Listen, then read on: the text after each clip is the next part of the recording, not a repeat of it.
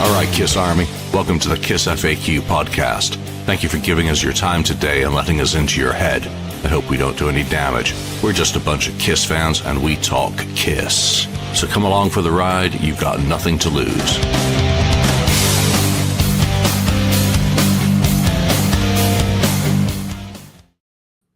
Hi, and welcome to the KissFAQ podcast.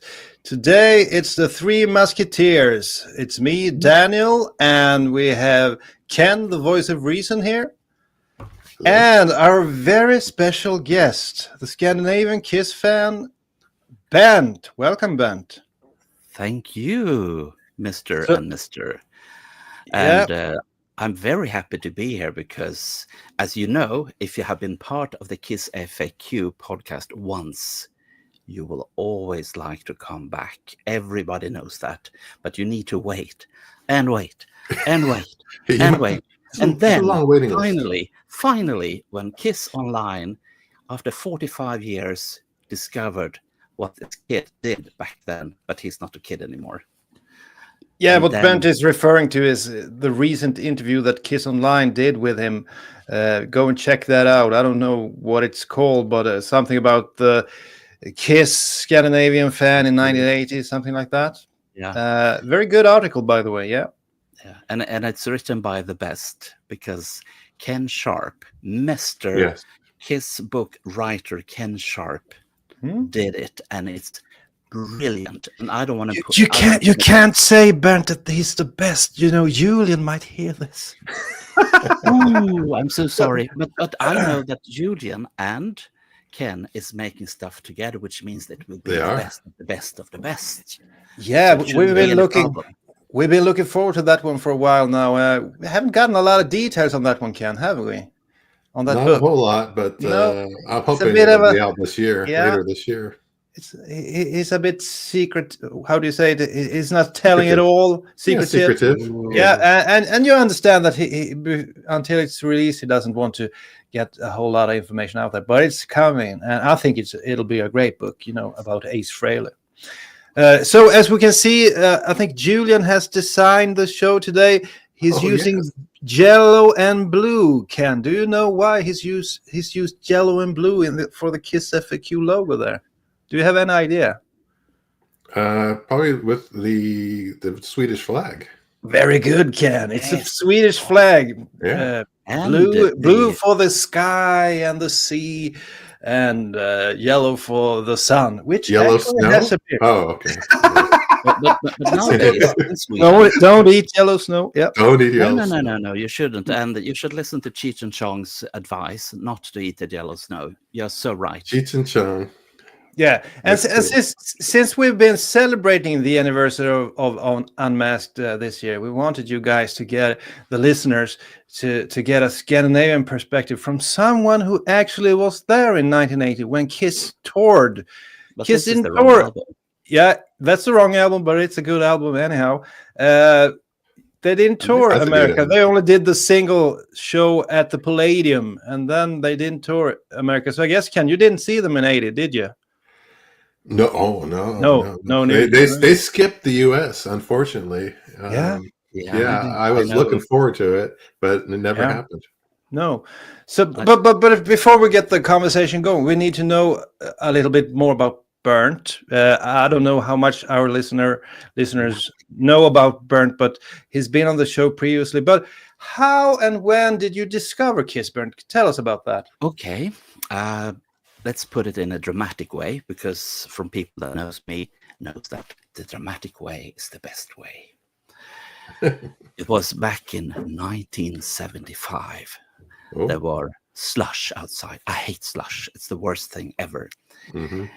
And I was 13 at the time, and I was going to our biggest record store, Åhléns, to pick up some new album, because I've heard about this album.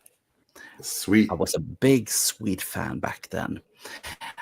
And I went there and I saw a new album with a Japanese band, which really caught my attention. I mean, have you seen any hotter Japanese band than this? No, you haven't.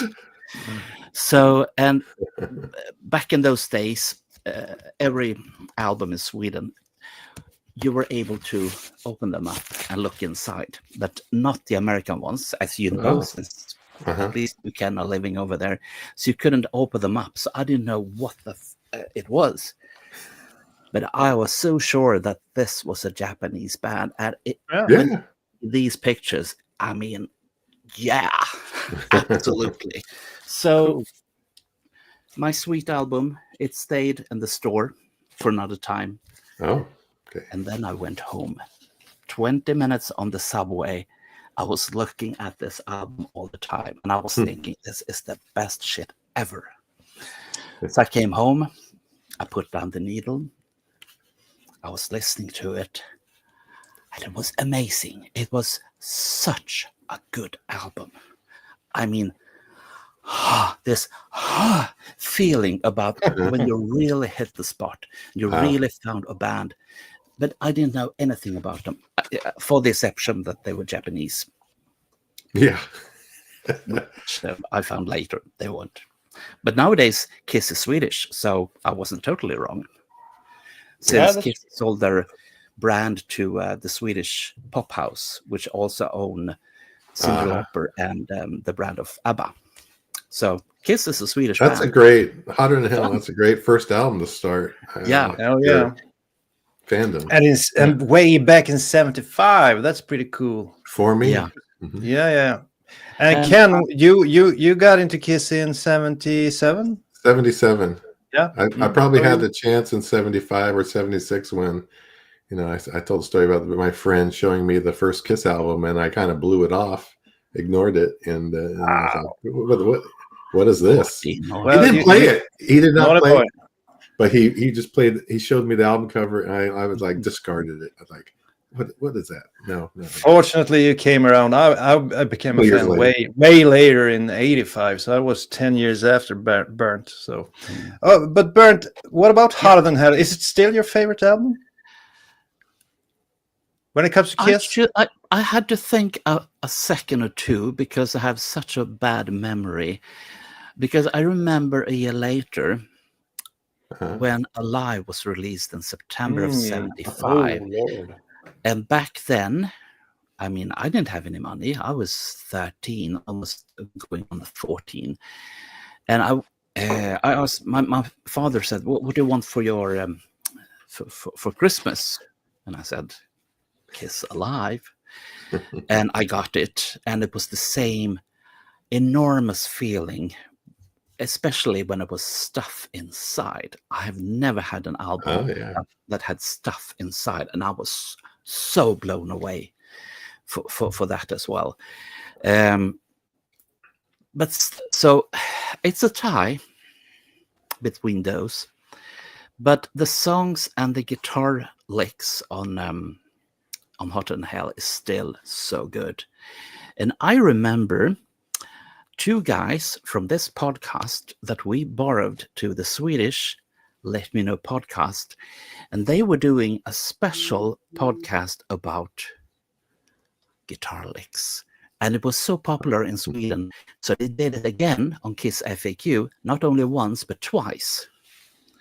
And I was so blown away by that too. It was such a good idea. Yeah, that's Mark and Daniel. Yeah, guitar riff. Yeah. Daniel and Anthony. Yeah, exactly. Guys. Yeah, so fun. I always like those episodes. I guess we have to do a few. There's loads of more riffs that we like, so we should probably do one more of those at least. We'll see what happens in the future. So, if you would say tell us some of your favorite Kiss songs, what would it be? Would it be like Parasite, Hotter Than Hell, or? Yeah.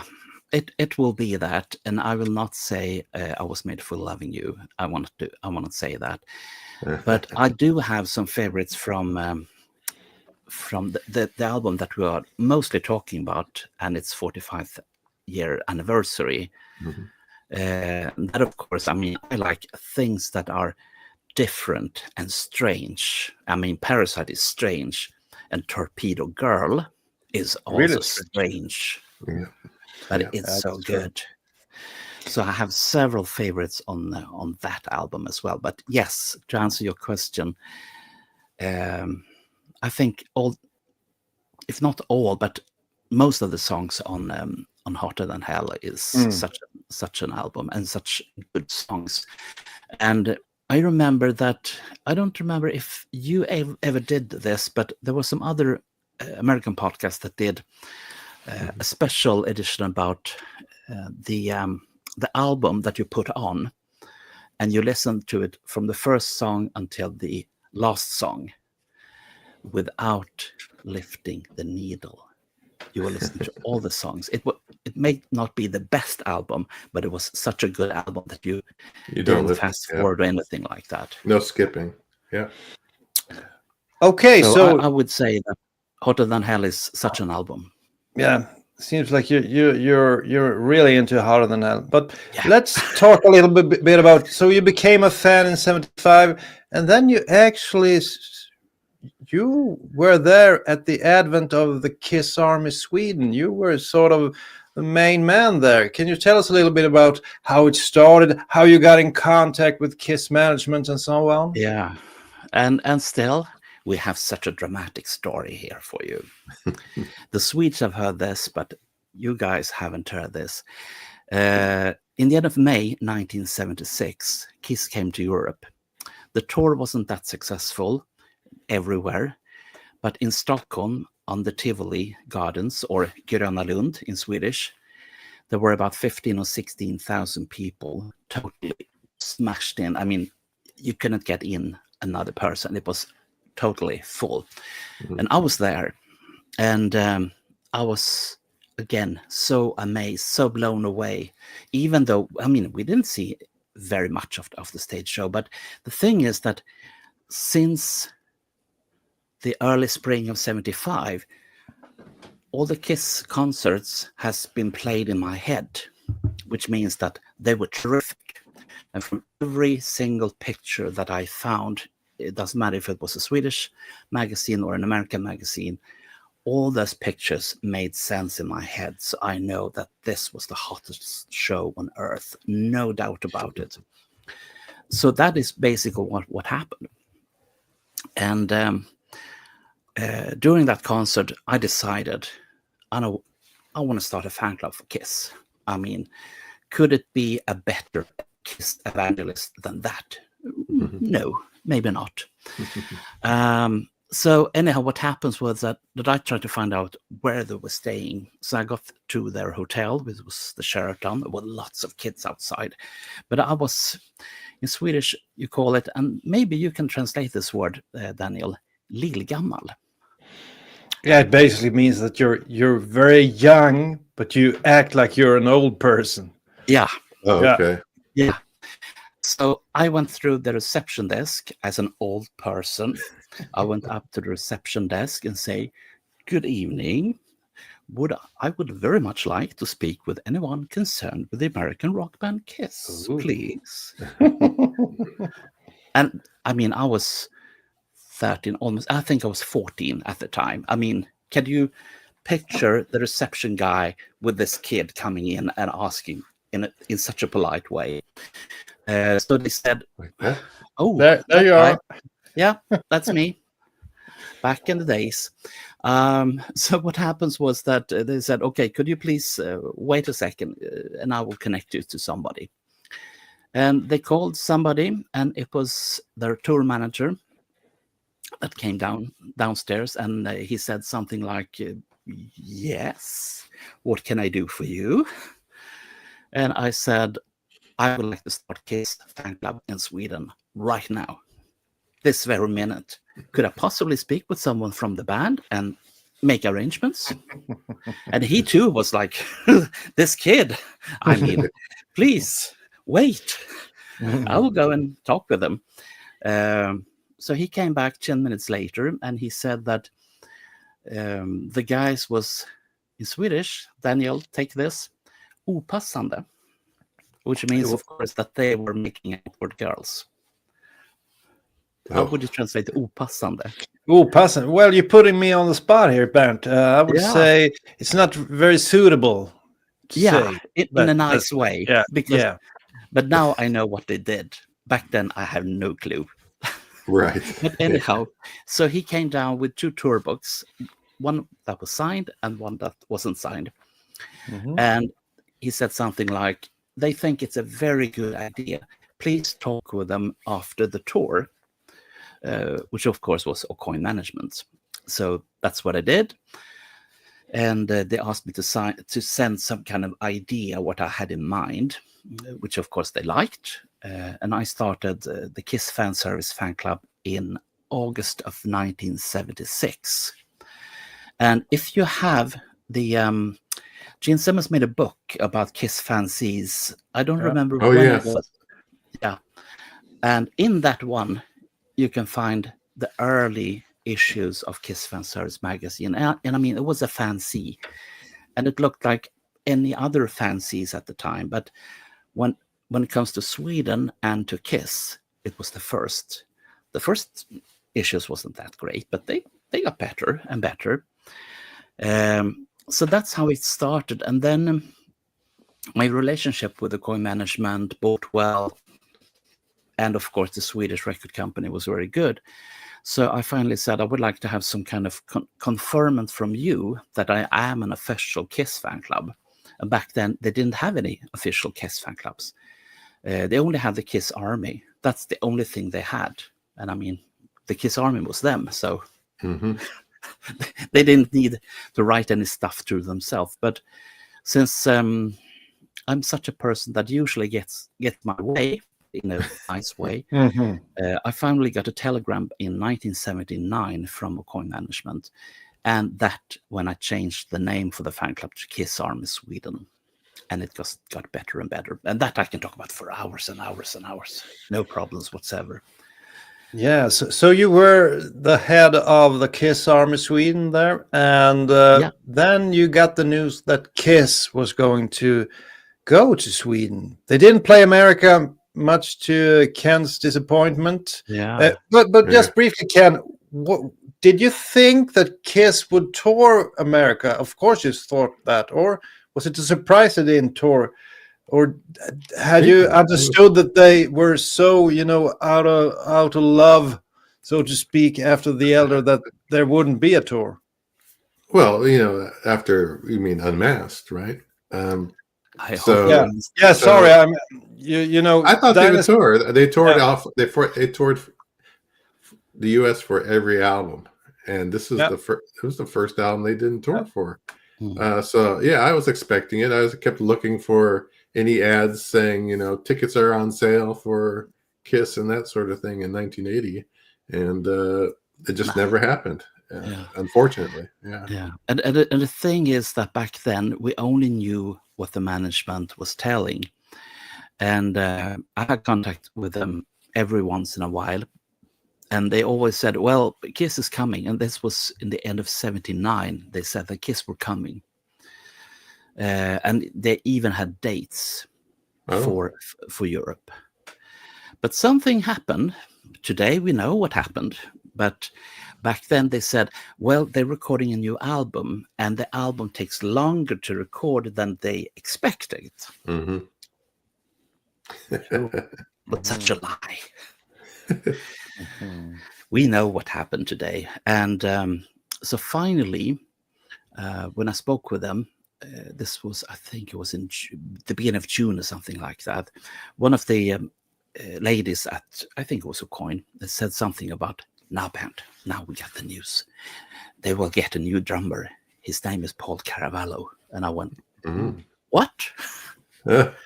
Yeah, Peter had some problems and he wanted to get married and do a solo album. So there's a new drummer. Wow, that must have been big news for you. So, I mean, we didn't have that much information. Today, if you look in the mirror, the nostalgic mirror, then you will find all the stuff, all the things, all the, sorry to say, but lies, because they were lies, or they didn't want to tell because they don't want to upset the fans or whatever. So, but after that, and I spoke with her a couple of days after the concert at Palladium, and she was totally blown away. She said, he is so good. By the way, his name is not Paul Caravaro. I was wrong, she said. It's Eric Carr. Oh. Changed his name. Yeah, it was like later when they were Yeah. changing the guitarists again. And they said that, well, they have a new guitarist called Mark Norton. Oh, yeah, later on, yeah. Mhm. But anyhow, back to 1980. Yeah. So finally, it was a tour, a European tour, and I was looking forward to it so much, and all the other Swedish Kiss fans as well, because we haven't seen them since 1976. And you were at that show as well, weren't you? Yes. Yeah. Gröna Lund, back in the days. I mean, we can talk about that for an hour or two. And usually, since I belong to the Let Me Know Kiss Army Sweden podcast, this is John Hart wrote that. You can say the JH. That's the Backstage Pass back in the days. These are not any laminates. Didn't have any laminates for people like us. Kind of like paper. This is what we got. Mm-hmm. And this is so many fond memories. If I see that, I can talk for 4 more hours about the tour. Better remove it. Everything. So, I mean, Daniel, Yeah. you are the conference leader here. I'm just a guest. Yeah, but it's nice to hear your take on everything. But I think we'll move on to the actual tour. So Kiss came over, and the first gig was in Stockholm, October the 9th, wasn't it? Was there something before yes. that? No, they didn't start a tour in Sweden. They ended the tour in Norway a week later. Yeah. But they came to Stockholm on the You mean they arrived in Stockholm a few days earlier? That's Yeah. true. Yeah. Yeah. But the first show, wasn't that on October 9th in Stockholm? Yeah. But you want to start even before that. So they arrived in Stockholm. Did you get in contact with them, or did you see them, or did you know what hotel they were living at and stuff like that? Let's hear about it. Back then, I was such a nosy guy. Anyhow, I found out that they were getting to Stockholm, and they would have a couple of days off. Or, I mean, they were still working, but it took time for the equipment to get from Germany to Sweden. And I found out from the record company that they will come midday on October 7th, 1980. And I got the hotel name. So I called the hotel because I had some beefs. I had some stuff to talk with the guys about, or the people around Kiss, because I had been promised that we would have a meet and greet for the fan club members. No money exchanged. Oh, wow. That was back in the days. That's unheard of. Yeah. So I need to talk with them before to find out. So I called the hotel, and it was the same stuff as 4 years earlier. Hello. My name is Bernt Månsson. Could I please speak with someone responsible for the rock band Kiss? And they connected me to a strange guy. He said his name was Van Helsing. Yes. And I didn't get it at the time. I should have known who it was. Sure. So I said that, okay, very, very nice. By the way, what is your position in the band? And the guy says, I'm the bass player. And I went like, really? sure. You're sure you are. So he was trying to explain that he was the bass player, Gene Simmons, and I said, you're not.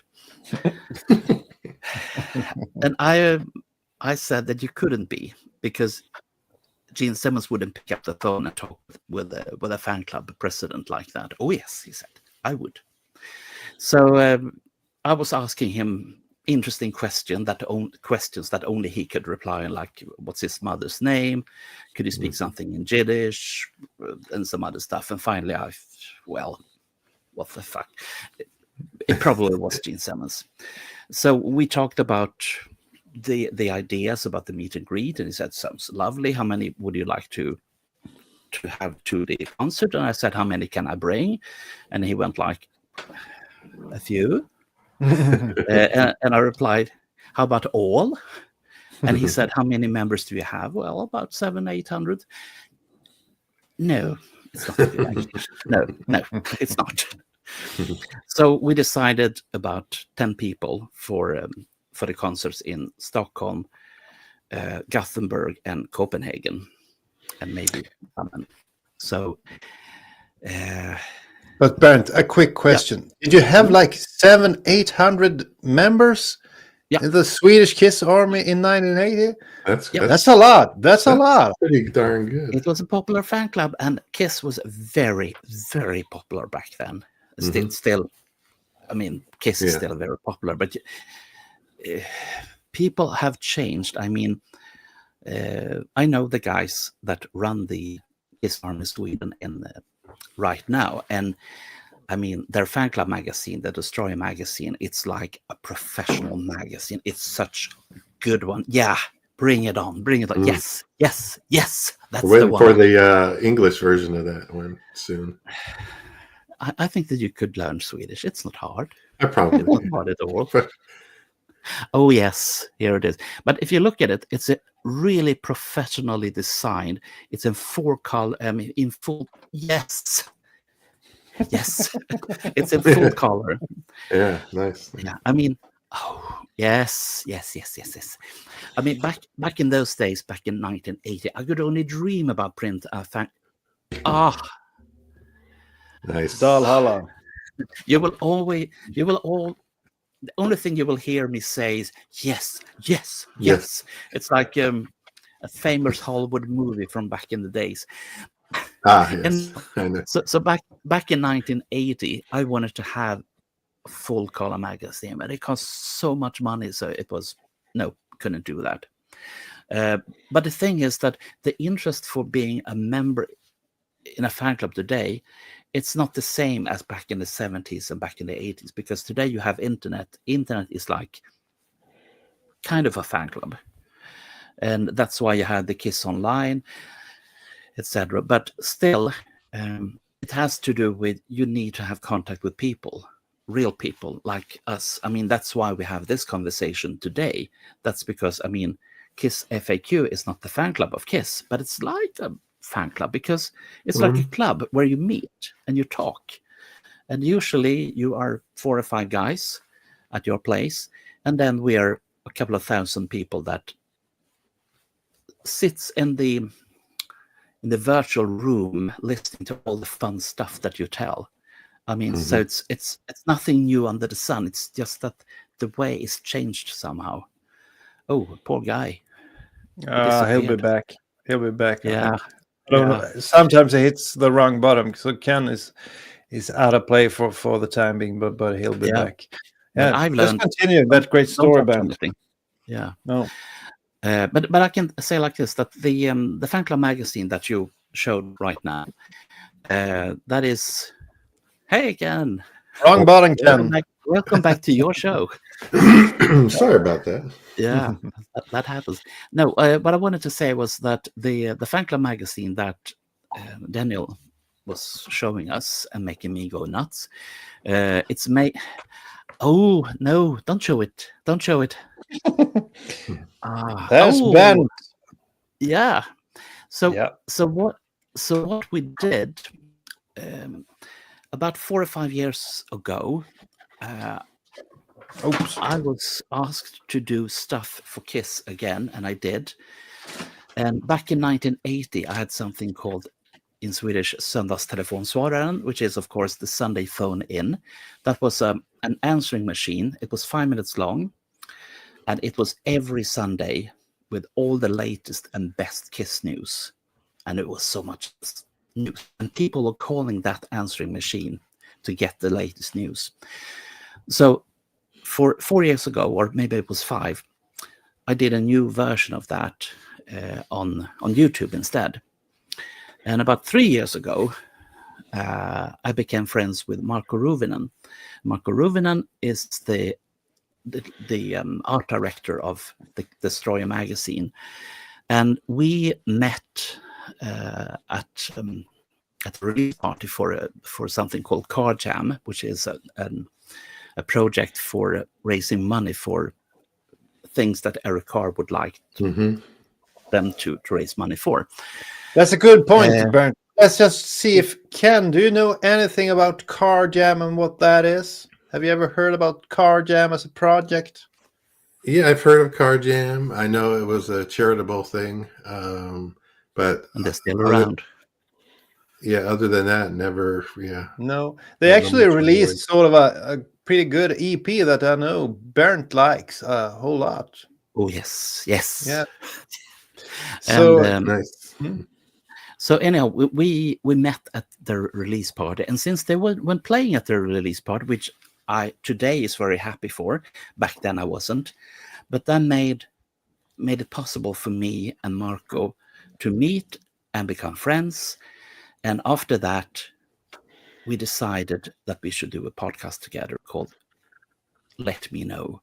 And since we are curious people, we want to let me know about everything that you have to say.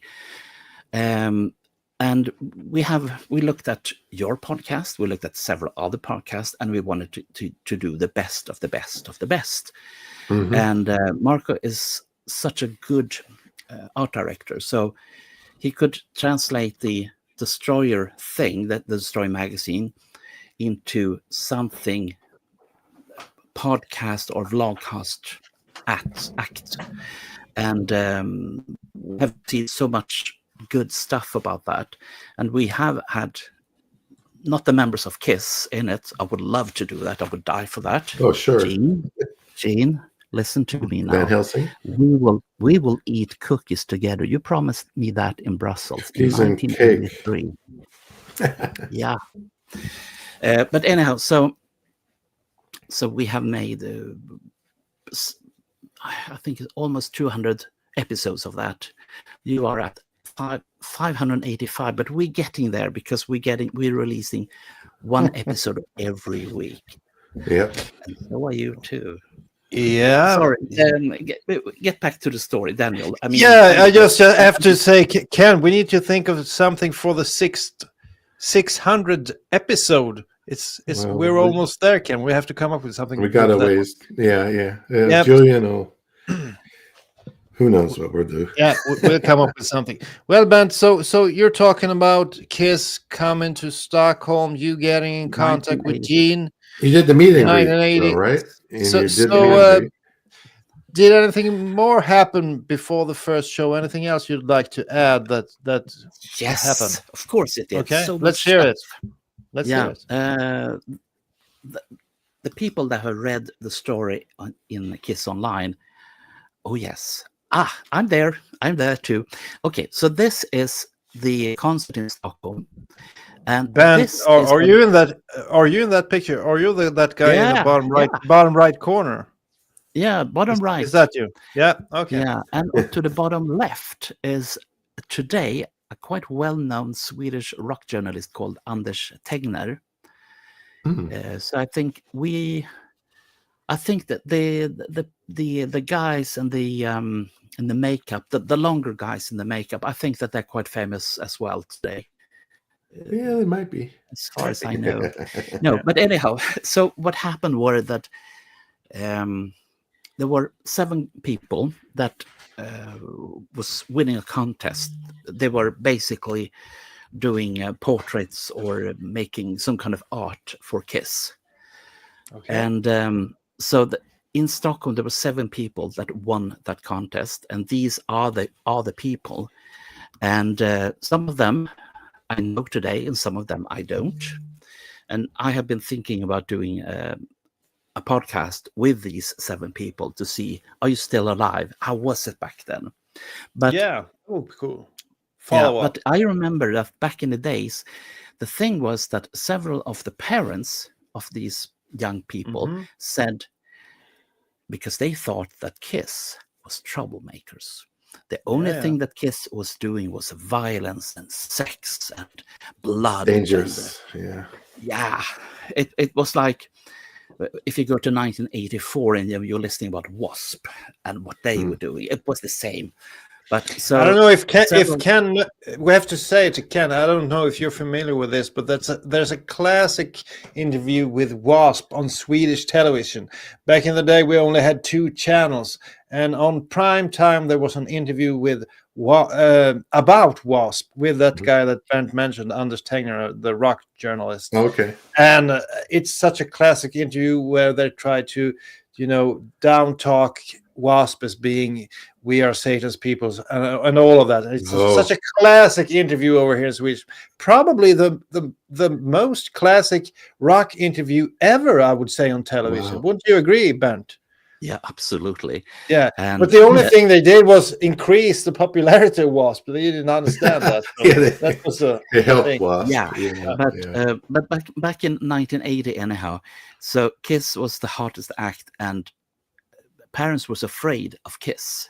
Sure. So several of these parents said to me, "We are trusting you with our daughter, and it's your responsibility to make sure that she gets out there alive. Otherwise, we will come back and hunt you." But Bernt, so you're saying Kiss was dangerous? Ken, in America, how was the feel about Kiss? Weren't they viewed as sort of? They were dangerous about 5 years earlier. Yeah. And then they became no dangerous probably after the solo albums, and after that they became more kid friendly and so on, with the movie and so on. Yeah. So yeah, they were dangerous up to 70, maybe 75, 70. I think after Destroyer and Beth, that kind of changed the view on Kiss after that. Yeah, because if you look at the headlines in the newspapers in 1980, it was crazy. Bernt. They were blood, violence. There was no violence or some articles even mentioned, Nazism and stuff like that in 1980. Yeah, but continue, Bernt. Yeah. So anyhow, these 7 people, they were so. Knights in Satan service, rock on. But I like it when you put up the comments from your audience. I love that. There's such great comments. No, Max, that's a totally different thing. Anyhow, everything turned out great. It was no problems whatsoever. The only complaint we had was that Kiss was playing so darn loud, and it was bad loud. It didn't sound good. No, but that was loud, the problem. Yeah, that was the problem with many Swedish concerts back in those days, because the bands were renting equipment from a British company, and those Brits, I'm so sorry, Great Britain, but you have problems with sound back in the days. The only concert I've ever been to in the beginning of the 80s was the Queen concert in Stockholm. It is such a good one, but that's another podcast and another story for another day. Mm-hmm. Yeah. But anyhow, but since Kiss was such a dangerous band, they were playing, or they were supposed to be playing in Gothenburg as well.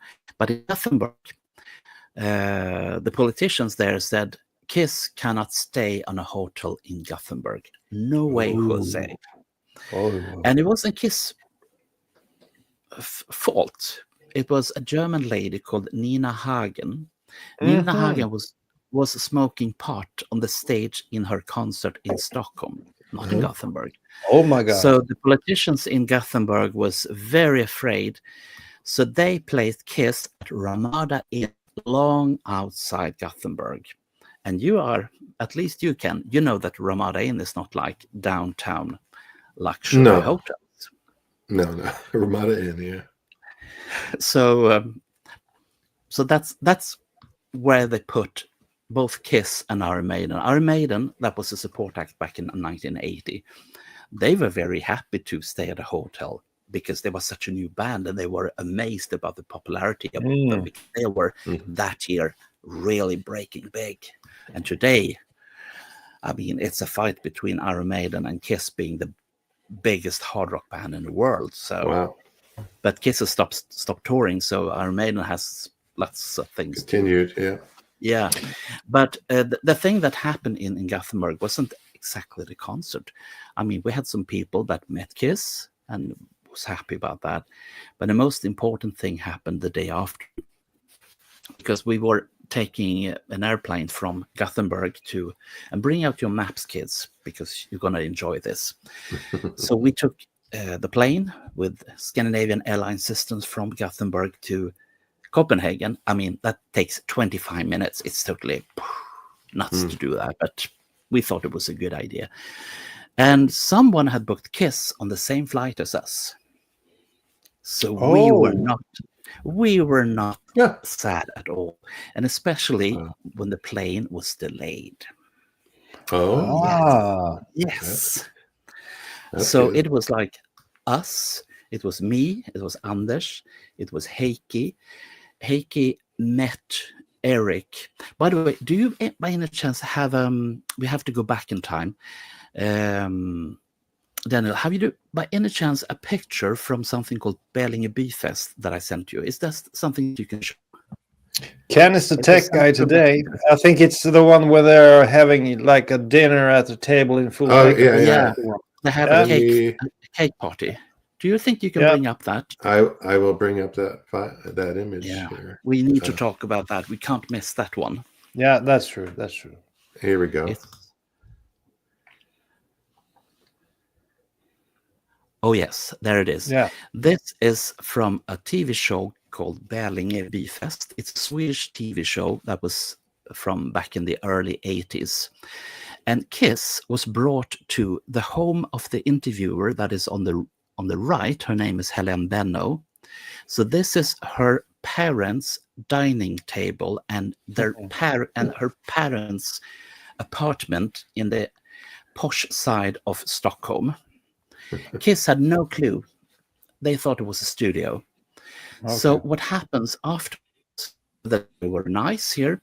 And by the way, Gene Simmons, if you find that the film, it's about 2 or 3 minutes long, you will discover that Gene Simmons is giving cakes away to someone out of the picture, and that is our friend Heikki Harju, because he found out about this. And he was sitting there silent as a mouse. And Heikki Harju, that's a very Finnish name. Is it Finnish or is it? His parents is from Finland. Okay. And he is brought up and he's living in Sweden. Okay. Hey Heikki, hur är det? But anyhow, so after this, they recorded Talk to Me in playback, which Berlinge Byfest never broadcasted, and then that tape has mysteriously disappeared. Yeah. And after that, they had a cake fight. A classic cake fight. That's crazy. And it's on the same tape, and it's but there. So afterwards, when we are on the airport, we told them that this was no TV studio. You were at Helene Benno's home. Yeah. Someone's home. 2 years later, Kiss was on a promotion tour for what album? Anyone? 1982. Creatures of the Night. Yeah, and Helene Benno was the only one that got an interview. Guess why? Is she the girl that interviewed Gene Simmons in full makeup? Yes. Okay. And he's like, a bit taller than her. Yeah. Yeah. So I think that he felt a bit, I'm so sorry. Okay. About the cake fight. So she got the only interview in Sweden, the only TV interview back in 82. But back to 1980. And so Heikki and Eric has become really good friends. And they were like this. And this Heikki guy, he's a friend of yours, is he? Yeah, and he was part of the Kiss Army Sweden touring gang that went to Gothenburg and etc. So, by the way, I haven't told you my most stupid thing I've ever done in my entire life. On this answering machine, I put in a special message that says that if you are in Gothenburg and attending the Kiss concert, you can come to our hotel afterwards and we can party. Okay. More than one person heard that. I was thinking maybe 5 or 6 people will come. Yeah. No, there was 50 people in my hotel room. Wow. People have been asking me after that, was that such a good idea? And I said, yes, because I'm a very friendly person. I think that everybody should, we should be nice to everybody. But I have done smarter things than that. But on the other hand, the people that was there, I think that they enjoyed it. That was until Anders came into, you remember the rock journalist, when he came in my room, because he should say that, well, I know where they are. And it was like, oh, it was so full with people. And I even had a mini suite because, I was such a nice guy. And the night watchman in the hotel, he was like, who are these people? Oh, they're with me, I said. Okay. Anyhow, after that, so we had a couple of hours with Kiss at the Landvetter airport, and we were talking about so much stuff, and it was so important for both for me, for Anders, for Heikki, and probably for Kiss too, because they could only talk with us because we were the only ones interested in them there. Okay. So that was such a good memory from that. Then we, as I said, went to Denmark, and we were supposed to go to the movies with them because in Stockholm, we were asked if we would like to come with them to the cinema, and they were like, we don't want to go to cinema with Kiss. What? Oh no.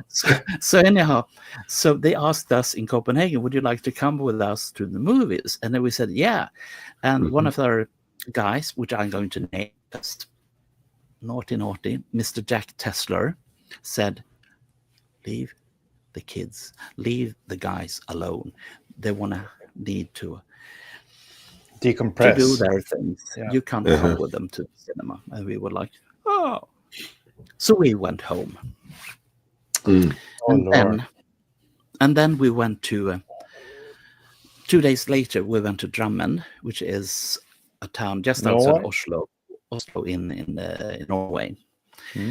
And if you're interested in both crazy Kiss stuff and, of course, crazy Iron Maiden stuff, that was the end of that tour. And the thing what happens is in the end of the Iron Maiden show, Paul Stanley comes out with a cake and places the cake in the face of the singer. And then someone else came out there and placed another cake in another person's face, which of course meant revenge. Yes. So in the end of the Kiss show, many people from Iron Maiden came out and was taking Kiss and doing other things. Maybe you need to talk with someone that's an Iron Maiden fan because they know so much more about this. But on the other hand, if you talk about books, this is Drammen in Denmark. In Norway. There's a whole book about that. Who's the author? Who's the author behind that book? This is Anders Palm. This is Anders Palm. Okay. There is an interview with him on my old podcast. Bernt pratar Kiss på söndagarna. Bernt talks Kiss on Sundays. That was before the Let Me Know podcast. But maybe we need to talk with him again. It's such a good book. Nobody has it. Have you ever seen that book, Ken? No. No, not before. Oh, no. Never. That's a problem. We need to. It's good you're here, Bernt, and can show some of the Scandinavian work for the American fans. These pictures you haven't seen either, I guess. These are from Drammen. Yeah. Looks great. I'll show you this as well. Book. Yeah. So at times Cool. Americans and people that don't speak Swedish, they say, "Well, I don't need that book. I can't understand what it says. I don't understand the language." However, the pictures, the photos, is well worth your money. I mean, it's enough just to look at the pictures, and I'd actually recommend, especially that book, The Kiss in Sweden. There are some really cool pictures. Stockholm. I mean, Okay, how that's much Stockholm. Swedish do you? Yeah, how much Swedish do you need to look at these pictures? Yeah.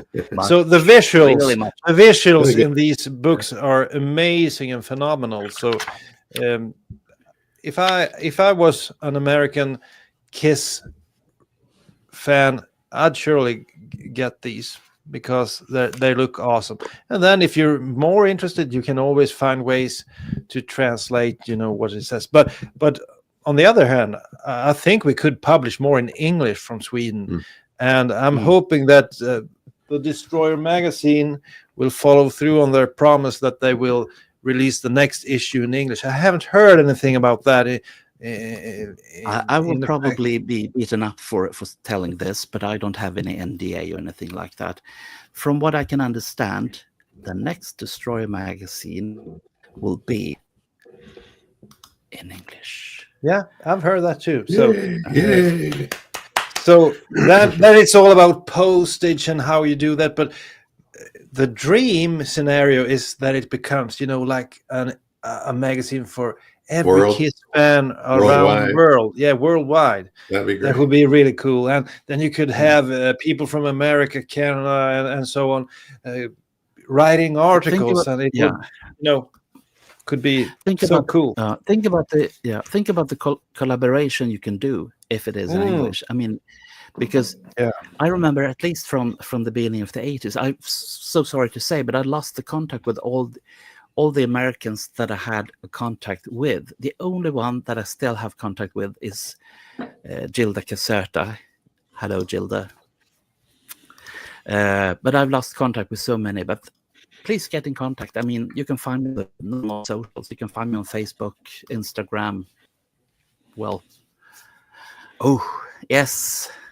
But what is this? Ozone. This is, we changed the name from Kiss Army Magazine to Ozone. Okay. That was before Exciter. That was before Exciter came out, because that's a much better name. Because what we did, we were trying to make as good of the layout as possible back in those days. I mean, if Marco Ruvinen that does the layout for Destroyer, if he had been a bit older, and I knew, and I was supposed to know him back then, he would do this as well. And this is good for 1981. I think this is one of the issues that never was published, by the way. So this is an exclusive. Oh, okay. Great shot of Gene's tongue there. It looks even longer than it is. Yeah. It's a great shot. Is it his tongue? Yeah, I'm not sure. It looks very long. Yeah. The guy that did the layout for the later issues of Ozone magazine was a guy called Bo Zadig with a Z in the beginning. What kind of name is that? Swedish guy? It's a good name. He did the layout for the most famous of all the Swedish fanzines ever. It was called Larm. And this is Marco Ruvinen that I spoke about. Probably October 2025. So soon. Hey, Marco. Yeah.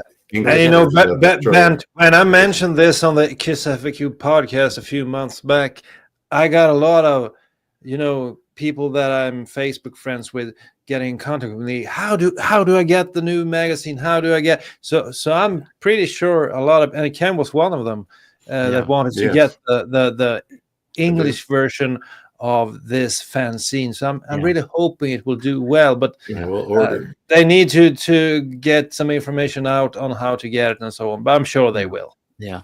And what I want to tell the Swedish guys, ni kommer få den på svenska också. Ni kan vara lugna. Or in English, for the Swedish guys, there will be a Swedish supplement, from what I can understand. So you are not lost. Good. Yeah, So that's a good idea. yeah, but I'm not the Kiss Army Sweden evangelist, but it sounds like that I am. I'm trying to do my best to promote the Kiss evangelism. A little There secret: you Bernt doesn't have to pay for the Swedish. Isn't that true? That you don't have to pay for the magazine? Okay, it is like this. This is, I mean, somebody will kill me now, but I will treasure this. In 1984, I went into a Kiss depression closet, and I didn't come out of that until 2016, when a Swedish Bernt, podcast. can you tell us the story behind that briefly? Because you were treated quite unfairly, I have to say. Yeah, what happened was that there was it was a British company called Bertie Product Marketing. Yes, Mr. Bertie, I'm talking about you.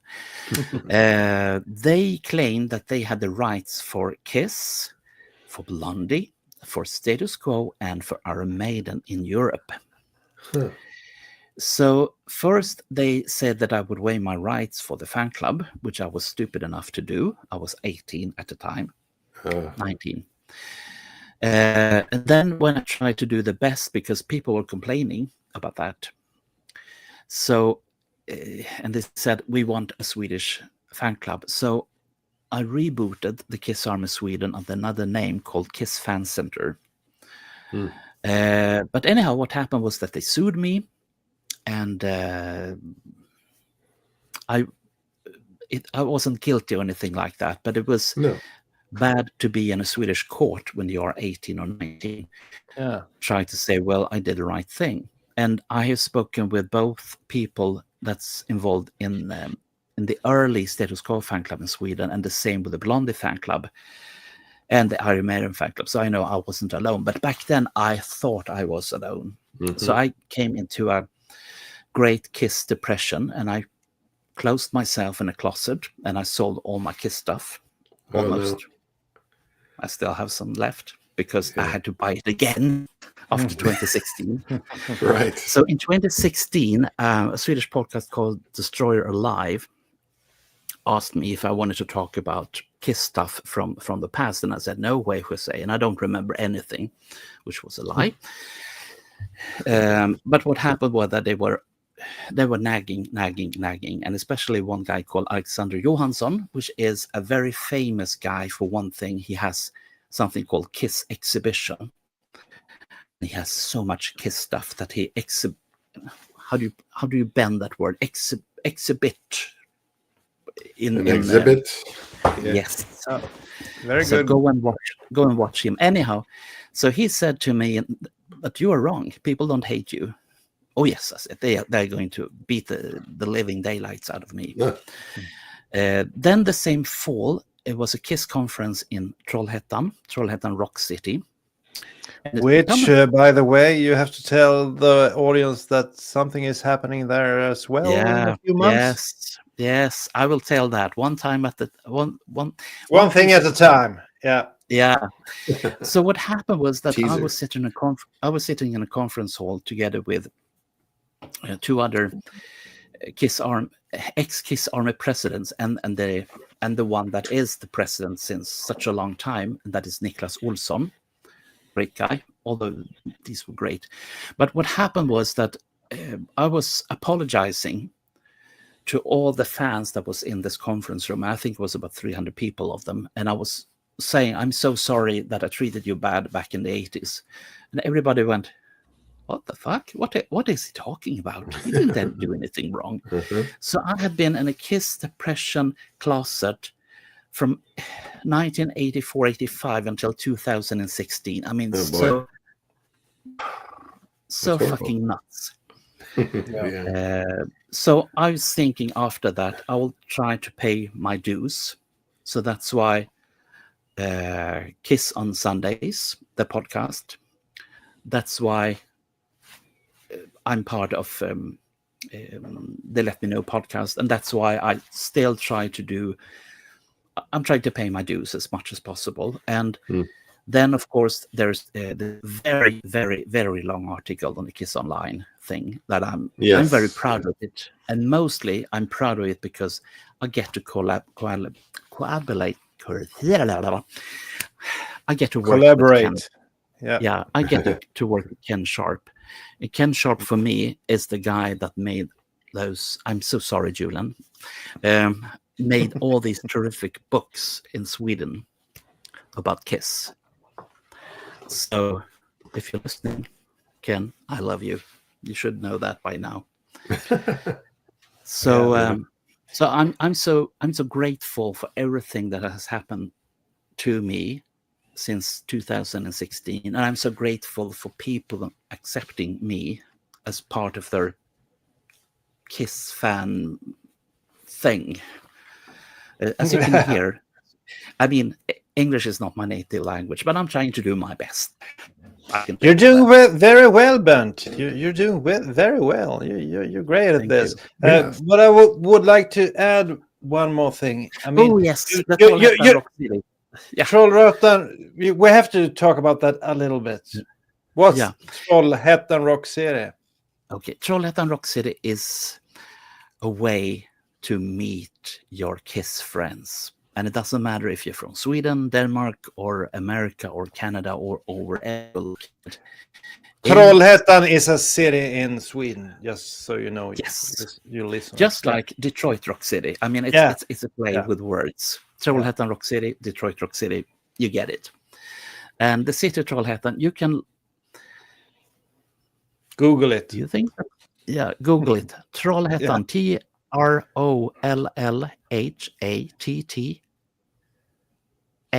Yes. Trollhättan is very famous for Peter Lemark and for Galenskaparna and Aftershave. No, this is very Swedish things that Bernt is mentioning, but huge things in Sweden. Comedians and artists that haven't made it really outside of but they haven't made it outside of Sweden. Very national, so to speak. So what will happen is that there will be one of these lovely things. There will be conferences. There will be food. It will be Kiss sellers. And you will, of course, be Kiss buyers. I mean, if there's Kiss sellers, it must be Kiss buyers as well. And there's a lot of things that is happening in that. Maybe you should. I think you can compare it with sort of like the Indianapolis convention or something like that, but in 2025 in Sweden. Yeah. And the thing that I want to bring up as well is that there's a lot of things happening in Sweden when it concerns Kiss, because we have such many people that are into Kiss and would like to evangelize Kiss forever and ever and ever. And I mean, we have like two guys that are writing books about Kiss. That's Alex Bergdahl, which is a very good conference holder when it comes to Kiss. And there's Carl Linnaeus, bring them out. And there's Carl Linnaeus that has made 8 books. 5 about Kiss, and he is making one about Alice Cooper now in Sweden. Yes. Ooh, good stuff. But nowadays you can, if you, of course, you get a poster. You get a poster with every book. You know what you're missing, guys? That's cool. Yes, and of course, no, bring it up again, Daniel. This is a very, very good thing. This is a card with their signatures on it. They signed the card. And I think that their autographs looks very much like Kiss autographs, doesn't it? Yeah. I'm getting a bit of Ace Frehley on that first one. This one over here. Yeah. But it's the same with the journalist Anders Tegner. When he was younger, he had an ordinary autograph, and then it looked very much like Peter Criss' autograph. I don't know why, but maybe he can explain that one time or another. But Bernt, yeah. You've talked a lot about what happened around the concerts, before the concerts, after the concerts. you haven't really mentioned a lot about the concerts. Did you actually go to any of these concerts? But of course I did. Can you give us some highlights? And how was the audience? How did they? How was the reception and so on? Yeah, let me divide that. First of all, the audience back then was wild, and it's like this interesting Kiss song. By the way, pause that one. We need to talk about that picture. You'll drive us wild, we'll drive you crazy. I mean, it's what Kiss is all about, and it's the same with the audience. I mean, you trigger each other because the audience back then were very, very, very wild. By the way, then this is an interesting thing, because if you look, this is an advert for the concert in Eriksdalshallen in Stockholm, and if you look at this, and it took 45 years, and one of the readers in Kiss of the Kiss FAQ board, wasn't it? To notice something. And look at this. You remember, this is a part of a certain album from 1980, but who is behind Peter Criss mask? It's Gene Simmons. Yeah. And it's so true. I mean, it's always Gene Simmons behind anything. So he's removing Peter Criss from the band in this. Instead of removing his own makeup. Yeah. Yeah. Think about that for a while. And and the thing was, during this tour, Kiss was playing like, do you have handball in the US? Handball. Yeah. It's not very popular, but yeah. No, it's not very popular in Sweden, but it's in Denmark. Back a long time ago. Yeah. And the thing was that Kiss was just playing handball halls, for the exception of Scandinavian, because Scandinavian is Gothenburg's big arena. Yes, that's the ticket from the concert in Stockholm. I like that. And it says, this is in Swedish, of course. It says, by the way, you can read this, Daniel. You're a Swede. Translate that. I like what it says. Things that you can bring to the concert. I don't know if I can see it. Things that you can bring to the concert. Is it at the bottom of the thing? You can bring bottles, cans, flammables, pyrotechnics, tape recorders, film cameras, ordinary cameras. Alcohol is forbidden to bring to the concert hall. Yeah, okay. It's only alcohol that is forbidden. The rest is totally okay. But I think that they did weird. Something wrong when they were printing that text. Should be the other way around. Yeah, get drunk and leave those but it's fun. Yeah. So Bernt, you're saying all of that is forbidden. Is that the thing? Yeah. They have misprinted it. Okay. You can't bring fireworks to concert. No. Bring pyrotechnics. Bring your own fireworks. Yeah. Fire off the pyrotechnics together with Kiss. Look at the price. 60 Swedish crowns. That's like $6. Yeah. Back in the days. Yeah. So anyhow, so Kiss were playing. Of those 4 concerts, 3 of them were played in handball arenas, which is quite small. And that's Stockholm.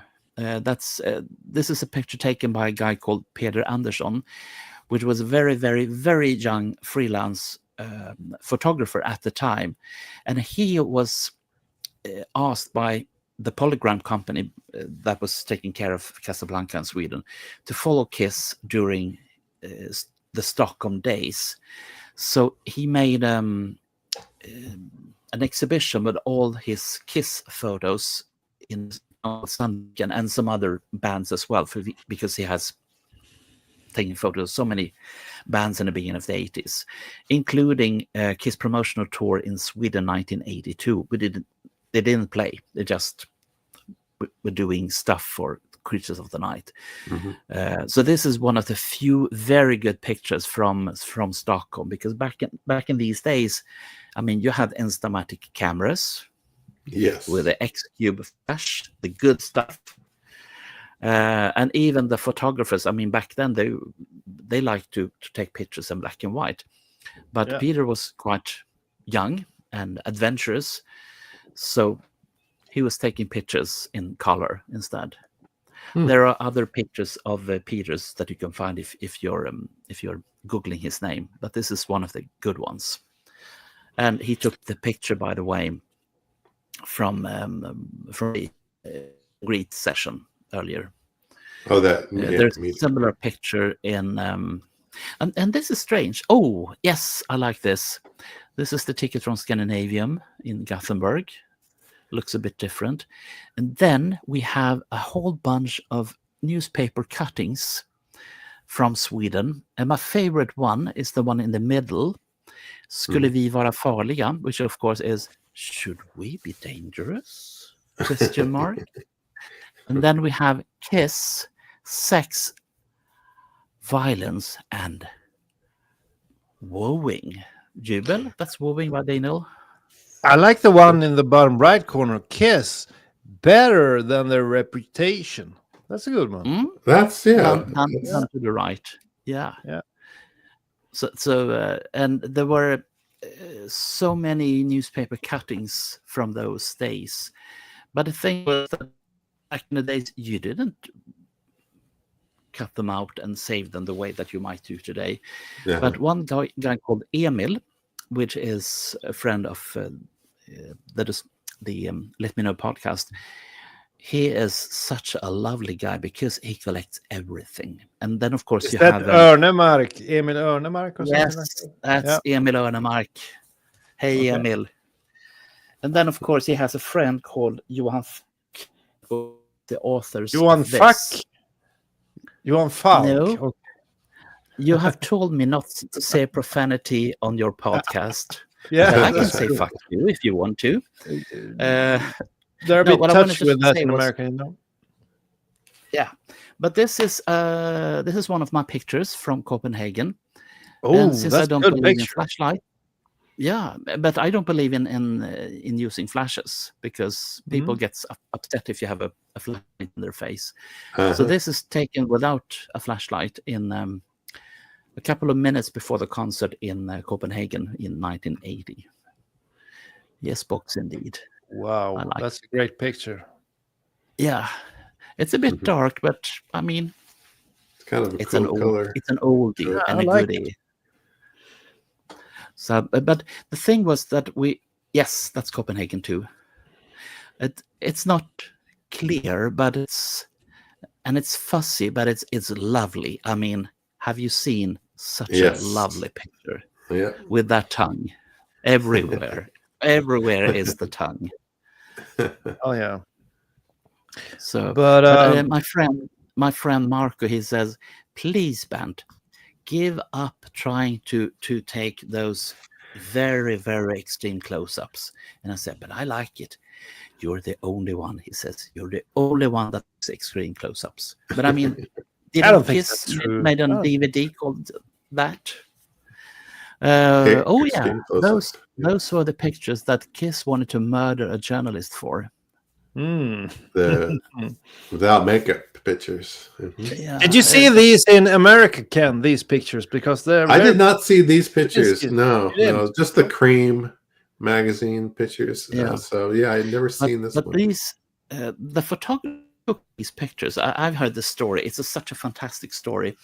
They found out which plane that Kiss were coming to Gothenburg, and there was a guy with what do you call them? This teleobjective? No, not objective. What do you call them? When you put a really You long can lens. you can take a picture from a very far distance. That's Yeah. the thing. Yeah, there were Yeah, these lenses. I mean, well, Zoom lens. Yeah. yeah, So he was lying outside the airport like a in the sniper. mud. Yeah, Telescopic in lens. the mud, taking these pictures. And when Kiss found out about that, because this is Expressen in Sweden and Världens Gang in Norway that took these pictures, they wanted to be the living daylight out of the Expressen photography, because he tried to take more pictures in Stockholm back in 1980. So there is an article that says Kiss wanted to kill us. That's a good one. Yep. Big John Hart, I think. Wanted to kill him. Right? He wanted to smack the living daylights out of. And I remember that somebody had interviewed John Hart before he passed away about this, and he said something like, "Well, I had my job and they had their job. My job was to protect the guys, and their job was to take pictures of them. And they know what I did. I just took the film out of the camera and ripped it out." Yeah. Just real quick, I think it was beautiful when I went to the last concerts that Kiss ever did in Sweden, in Dalhalla. I saw several T-shirts with John Hart.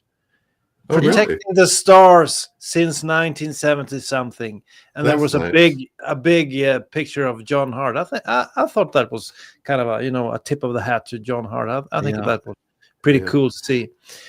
Yeah. So if you would pick one of these concerts, Bernt, which was your favorite and why? Did you have any favorite concert that went over real well with the audience, or it sounded better than the others? Because you're the only one who went to these concerts. I have no clue, so I want to know. Can't I lie? No, I can't. We shouldn't do that. No, I should say that all of them had their pros and cons. I liked the one in Stockholm because it was my first real Kiss concert in 4.5 years. I liked the concert in Copenhagen because Ace Frehley had problems with the rockets. With the firing of the rockets. And then there's a story about Hell's Angels. Bernt, you have to tell us what kind of problems with the rockets. Oh, the thing is that it did fire off. Because that's what he did. He was trying to fire rockets. He's like, everything was, everything was manual back in those days, and if it worked, it worked.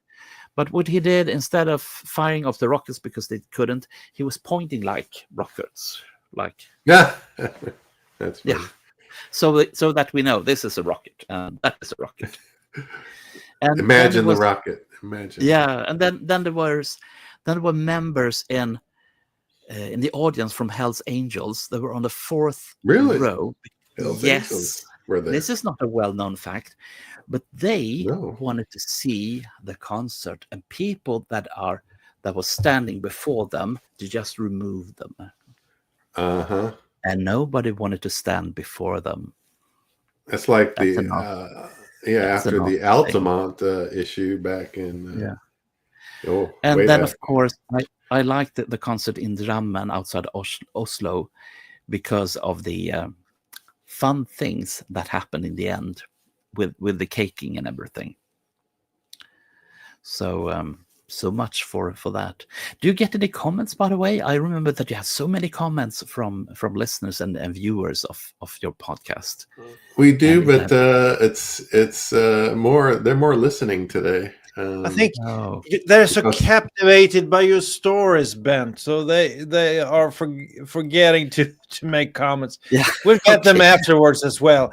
If you check out the episode in a day or two, you'll get a few comments that we can talk about. Yeah. But I think it's really interesting to hear these details that you can't really get now unless you meet someone who actually was there. Yeah. Yeah.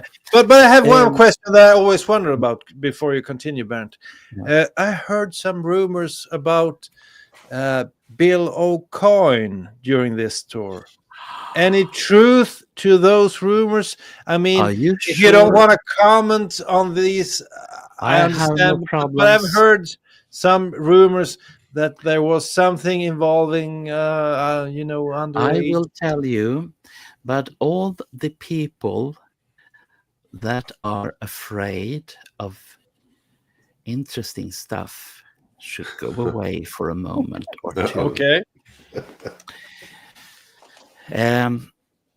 on our podcast, the Let Me Know podcast, I think it's 2.5 hours long. It is, of course, in Swedish, but we have English subtitles. So you could always look at them. They are made from AI, so they are always funny. But in the end, there is the conference from Oslo is as a bonus material. It's half an hour long, and it contains so much really interesting things about Kiss back then, including the album that should come after. The really heavy album that should come instead of The Elder. They're talking much about that. But by the way, I must comment about one thing, because I saw Marco said that Niklas Olsson is part of the Council of the Elder. That, of course, is the closest that you can get to being a super Kiss fan. So he made sure, by the way, that my story got published on Kiss Online. And he has very good ideas about how to treasure the Kiss legacy.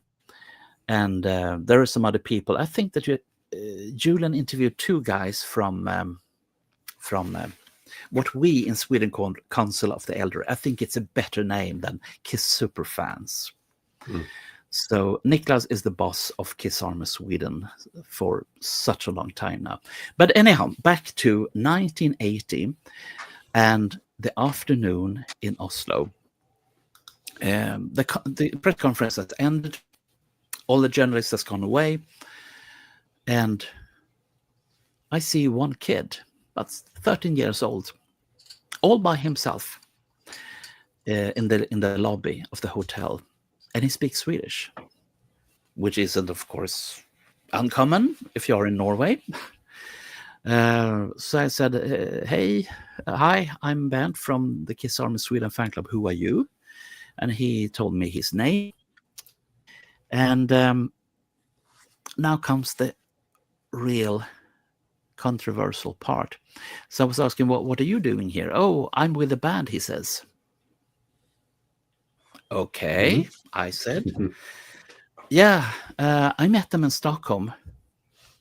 We met them in Stockholm too, but I haven't seen you. No, but I have been together with Bill. Oh. And I went like, Bill who? Oh, Bill O'Coin. Okay. Are you, because I understood what it was all about. So I said, are you still with Bill O'Coin? No, I'm with Paul Stanley now. And I went like, okay. And I got really worried, and I was asking, okay, how about your parents? Well, they are at home, he says. Okay, have you called them? Yes, they've spoken with Paul, and they are fine with this. And I got more and more upset on the inside, because I understand what this is all about. So what happened was that this guy met Bill O'Coin in Stockholm, and Bill said, would you like to meet the band? Of course he wanted to meet the band, because he was a big Kiss fan. And then Bill said something about, well, if you have a long way home, you can always sleep in my room. Do I need to tell you anything more? Yes, I do. So this guy, or this boy, was asked to sleep in Bill O'Coin's queen-size bed. Oh. It is not such a good idea. It is not such a good idea. So then what happens is that Paul Stanley finds out about this and gets really, really upset about the whole thing. Good. So Paul makes sure that no harm is going to happen to this boy. So Paul made sure that this guy, he was still traveling with the band, but he had his own room and someone that looks after him that wasn't Bill O'Coin. Right. I don't want. I think it's unfair to dig deeper because this is such a dirty story. But it's a story that I didn't tell it why he's still whilst Bill was still alive. But it's a strange story. Which I hope only was a one-time thing. Yeah, I agree. So interesting. That is the nice version.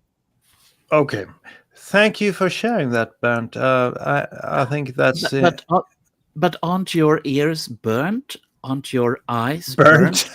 Burnt by burnt. Yeah, but I mean, this is not a nice story because when you've heard it, you cannot unhear it. No. Sure. So that was what I've heard. We've heard rumors of that sort of thing before. So yeah, there were some problems with Bill O'Coin. That's for sure. He had some issues, I'd say. So I think it's good that they got rid of him back in '81. Yeah.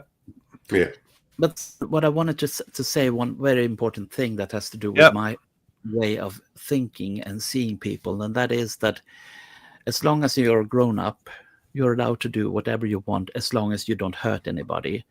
And It's important to always be yourself. And you should always be yourself as far as you don't hurt anybody with who you are. Yeah. Okay. Yeah, that's true. That makes sense in English too. Oh, that's good. Yeah. So we're about to wrap things up here. So Ken, what do you say about these stories that Bernt has told us? Anything that was new to you? Anything that was interesting in particular for an American that you hadn't heard before? No, I wish I would have went to a hotel or whatever and done one with Bill O'Coin. Presented myself as some adult and professional person, and I probably wouldn't have gotten away with it like Bernt did, but I think very, very interesting, and I think it is a great experience. I think you hit the nail on the head there when you said, if you've been, offensive and sure of yourself, you can land quite a few cool interviews and things. Yeah. And get in contact with the band. So you did great there, Bernt. You were only a teenager. Yeah. So that was pretty cool. Yeah. Where did the confidence come from? I have no idea because I have no confidence whatsoever. You spent it all. You spent it all in 1980. So it's nothing left. It worked. Yeah, there is a lot of stories that contains the next tour in 1983 that we can save. Yeah. Okay, save for another. Maybe we'll save it for another day, and we'll invite you back and hear it once again. Great to have you on the podcast, Bernt. It was great to listen to your stories, and thank you to Ken. And from me, Ken and Bernt, that's it, guys. See you next time on the KissFAQ podcast.